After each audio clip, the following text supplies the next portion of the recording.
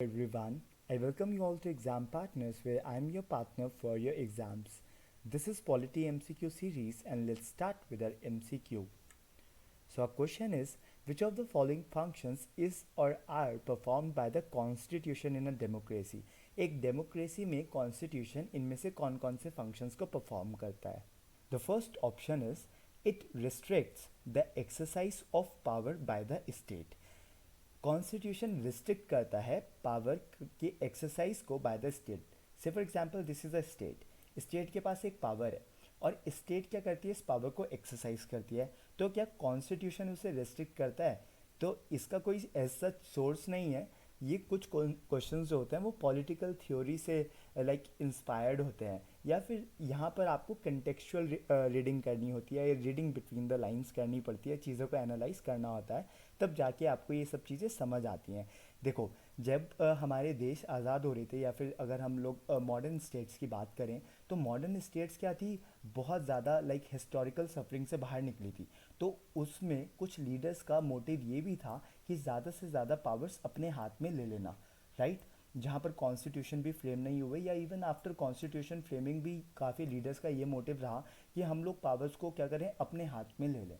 तो जो कॉन्स्टिट्यूशन है ना, उसका मेन रोल यही है कि वो पावर को क्या करके रखता है, रेस्ट्रिक्ट करके रखता है. कैसे रेस्ट्रिक्ट करके रखता है? देखो, हमारे पास क्या है, सेपरेशन ऑफ पावर का प्रिंसिपल है, जहाँ पर हम बोलते हैं कि एग्जीक्यूटिव, लेजिस्लेटिव और जुडिशरी के बीच में जो पावर रहेगी वो सेपरेट रहेगी. हमारे पास system of check and balances भी है कि अगर एक भी विंग, राइट, एक भी पिलर अगर ज़्यादा बढ़ने की कोशिश करेगा तो दूसरा पिलर उसे वहीं पर ही क्या कर लेगा, कंट्रोल कर लेगा.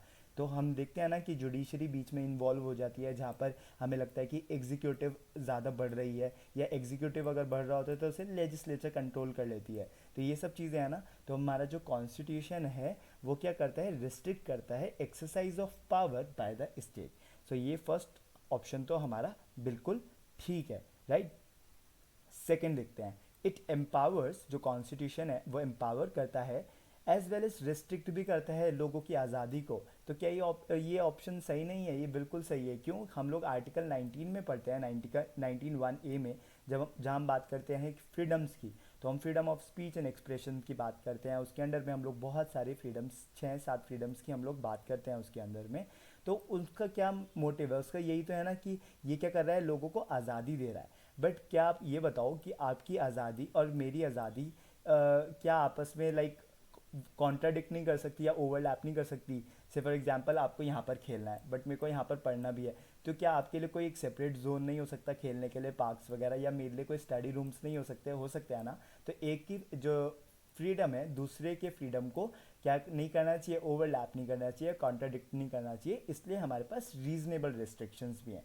ठीक है, ये तो मैंने बहुत मेग्रे सा एग्जाम्पल दिया, बहुत छोटा सा एग्जाम्पल दिया है.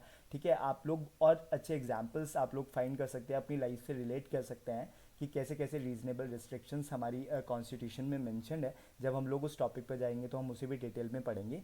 तो ये वाला जो ऑप्शन है ये बिल्कुल सही है, और फर्स्ट वाला क्या है, ये भी सही है. तो दो ऑप्शन तो हमारे ठीक हो गए. तो हम ये लोग यहीं से अपना आंसर डिराइव कर सकते हैं कि 1 और 2 तो करेक्ट है, और 1 और 2 तो क्या है, चारों ऑप्शन में से सिर्फ डी में ही है. तो हमारा आंसर पक्का डी ही होने वाला है. तो अगर हम थर्ड को इग्नोर भी कर दें तब भी हमें पता है हमारा आंसर ये है, बट हम लोग पढ़ेंगे. It represent a collective demand for political self determination.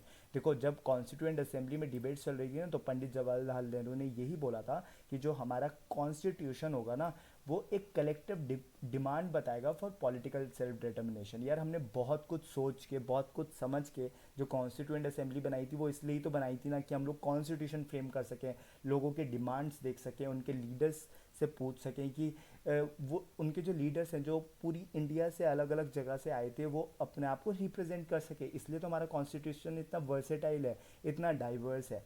ठीक है, तो ये क्या कॉन्स्टिट्यूशन क्या दिखाता है, एक कलेक्टिव डिमांड दिखाता है, सबकी डिमांड दिखाता है पॉलिटिकल सेल्फ डिटर्मिनेशन की, कि हमारे ये ऑब्जेक्टिव्स हैं, इन्हें तो हम फुलफिल करेंगे. तो इसका आंसर जो है वो डी है. So I hope you have learn something. Thanks for watching and stay tuned with exam partners.